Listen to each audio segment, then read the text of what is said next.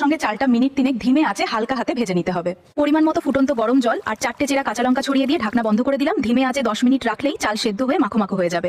এবার ভাজা ইলিশের মুড়ো আর কাঁটাগুলো একটু ভেঙে চালের মধ্যে মিশিয়ে দিলাম, যাতে মাছের মজ্জা আর রস চালের সঙ্গে পুরোপুরি একাকার হয়ে অসাধারণ স্বাদ আনে। ঢাকনা খুলতেই কি অপূর্ব সুবাস! ওপর থেকে 1 চামচ খাঁটি ঘি আর একটু জয়িত্রী জায়ফল গুঁড়ো ছড়িয়ে দিলেই তৈরি আমাদের ঐতিহ্যবাহী ইলিশ মুড়ি ঘন্ট। সময় শেষ। সম্মানিত বিচারক মণ্ডলী, 1 লাখ টাকার নগদের ট্রফি কার হাতে উঠবে এবার তা নির্ধারণের সিদ্ধান্ত নেওয়ার সময় এসে গেছে। আমার তৈরি এই রাজকীয় ইলিশ ভাপার স্বাদের কাছে গ্রামের অন্য কারোর ছাইপাশ রান্নার কোনো যোগ্যতাই নেই। ট্রফি আমারই। ছোট বৌমা, আপনার পেটি চুরি যাওয়ার পর ফেলে দেওয়া মাছের মুড়ো আর কাঁটা দিয়ে কি বানিয়েছেন ঢাকনা খুলে পরিবেশন করুন।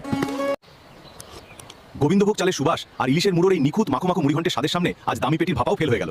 বুদ্ধি আর ফেলে দেওয়া উপকরণ দিয়ে এমন ঐতিহাসিক স্বাদ ফুটিয়ে তোলার জন্য 1 লাখ টাকার বিজয়ী ট্রফি পাচ্ছেন ছোট বৌমা অনন্যা। মন থেকে চেষ্টা করলে ফেলে দেওয়া জিনিস দিয়েও ট্রফি জেতা যায়। আজকের এই রাজকীয় রেসিপি আর আমার জয় ভালো লাগলে এখনই লাইক ও সাবস্ক্রাইব করুন।